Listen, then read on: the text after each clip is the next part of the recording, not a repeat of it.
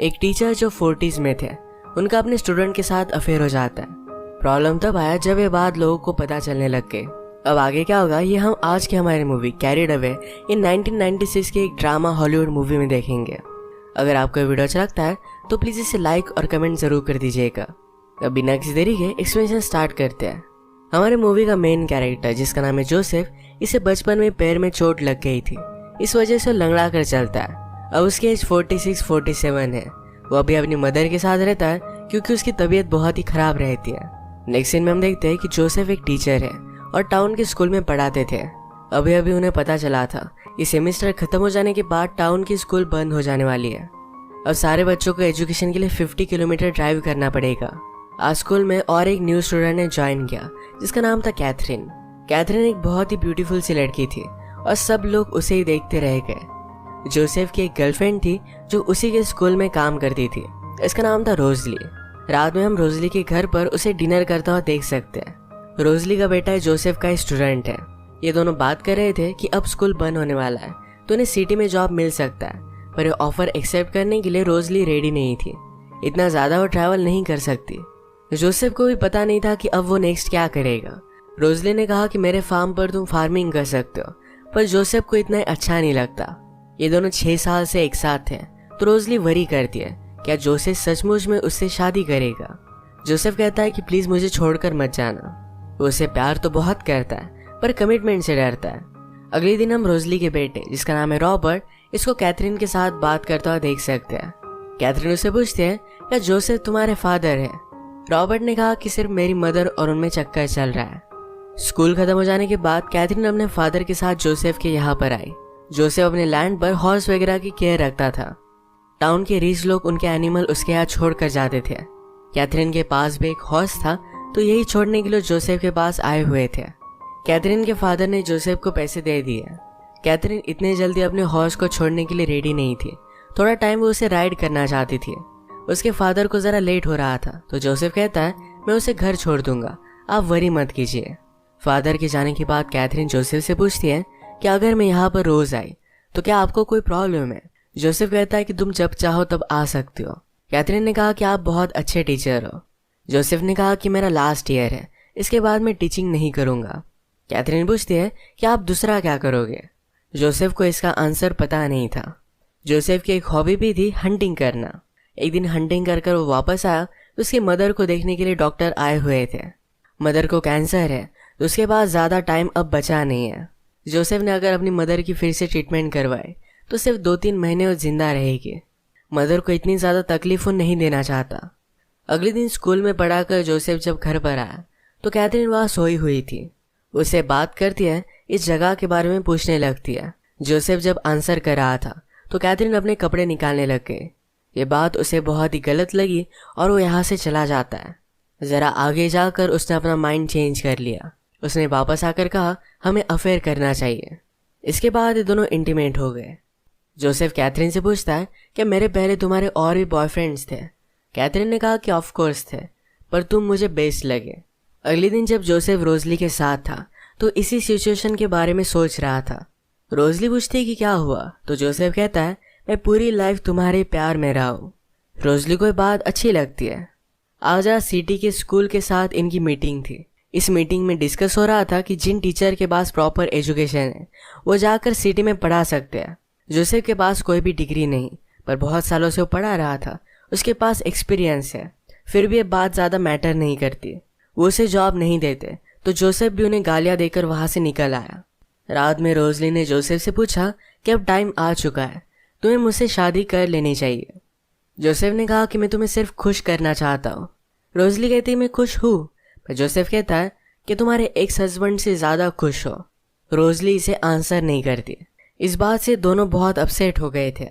अगले दिन जोसेफ की मदर को देखने के लिए फिर से डॉक्टर आए हुए थे। वो जोसेफ से कहते हैं कि कैथरीन के फादर भी एक बहुत ही अच्छे हंटर है। वो कह रहे थे कि उन्होंने वुल्फ देखा। जाते जाते डॉक्टर अपनी गन जोसेफ को देकर जाते हैं। अब वो ओल्ड हो चुके थे तो जोसेफ को हंट करने के लिए काम आएगी। अगले दिन स्कूल से वापस आते वक्त जोसेफ ने उसी वुल्फ को नोटिस किया। वो जब घर पर आया तो कैथरीन उसका ऑलरेडी वेट कर रही थी। वो हमेशा उसके पास आ जाती और अपना अफेयर कंटिन्यू करते। मदर जोसेफ के लिए वरी करती थी, पर जोसेफ ने कहा कि मैं ठीक हूँ। आजकल वो बहुत ही खुश था, पर फिर भी मदर ने आकर उसे बात की। वो कहती है, रोजली मेरे पास आई थी, उसने मुझसे बात की, कहा तुम मुझसे शादी नहीं कर रहे, क्या तुम मेरे मरने का वेट कर रहे हो? जोसेफ कहता है कि मेरा अब जॉब नहीं रहेगा, मैं उसे प्रोवाइड कैसे कर सकता हूँ, उसके साथ शादी कैसे कर सकता हूँ?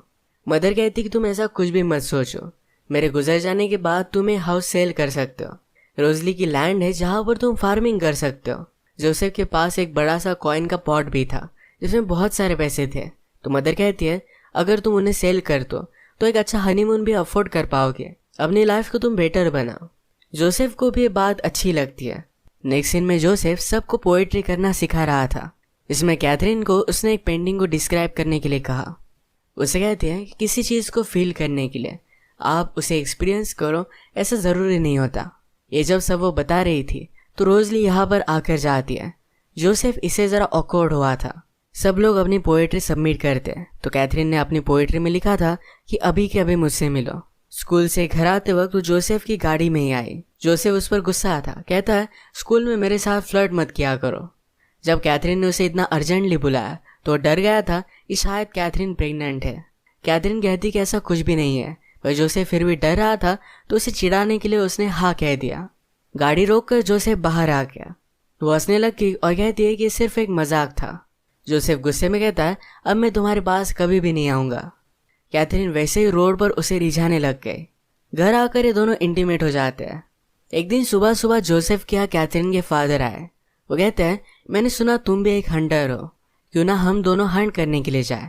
हंट पर आने के बाद कैथरीन के फादर ने जोसेफ से कहा, जब मुझे ज़रूरत होती है मैं उतना ही हंट करता हूँ। फादर कहते हैं कि मुझे एक दिन लगा था कि मैंने कायोटी देखा। वो बहुत ही इंटरेस्टिंग एनिमल होते हैं, वो हमेशा उनकी ज़रूरत से ज़्यादा हंट करते हैं। अगर हम उनकी हंटिंग करें तो डिजर्व करते हैं। यहाँ इस सीन का कायोटी का रेफरेंस डायरेक्टली जोसेफ के साथ है। कैथरीन के फादर ने और कहा कि वो एनिमल एक कुत्ते की तरह ही है।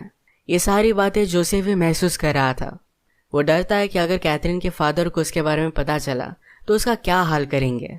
आजकल अब जोसेफ की मदर की हालत और भी ज़रा ख़राब होने लग गई थी। जोसेफ ने नोटिस किया था कि कैथरीन और रॉबर्ट एक दूसरे के अच्छे फ्रेंड्स बन गए।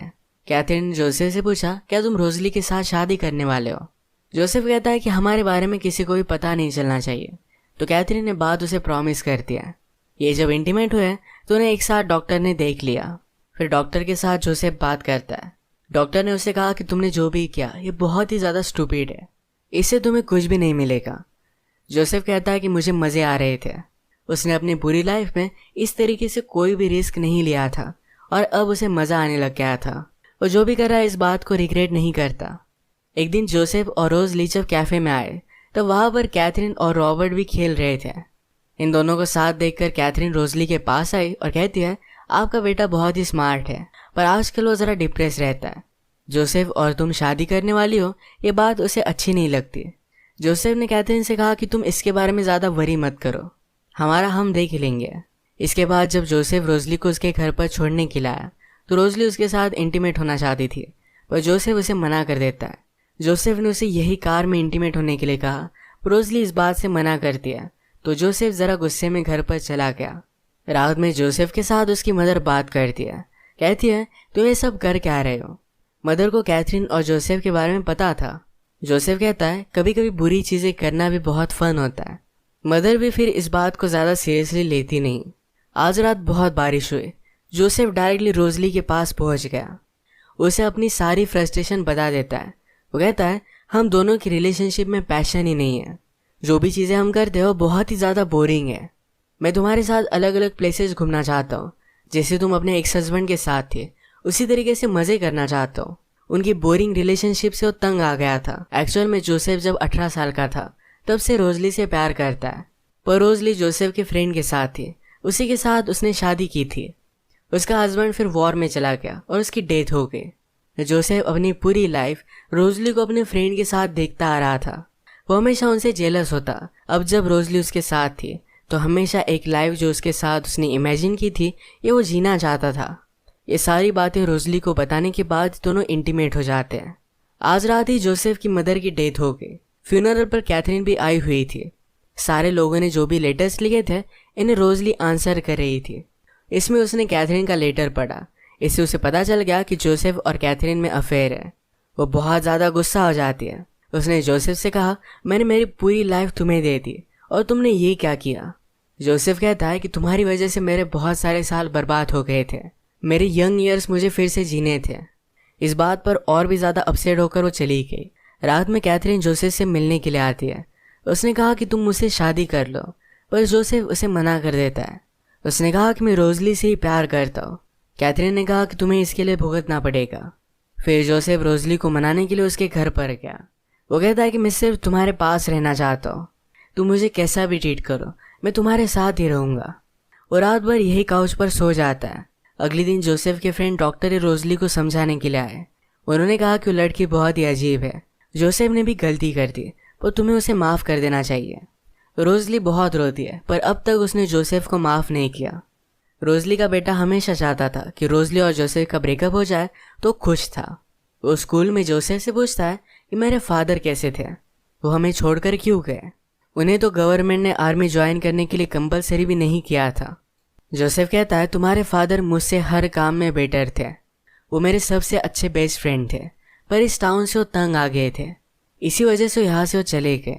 जाते जाते रॉबर्ट जोसेफ से कहकर जाता है कि आज रात तुम्हारे पास कैथरीन के फादर आने वाले हैं। ये बात सुनकर जोसेफ बहुत ही ज़्यादा डर गया।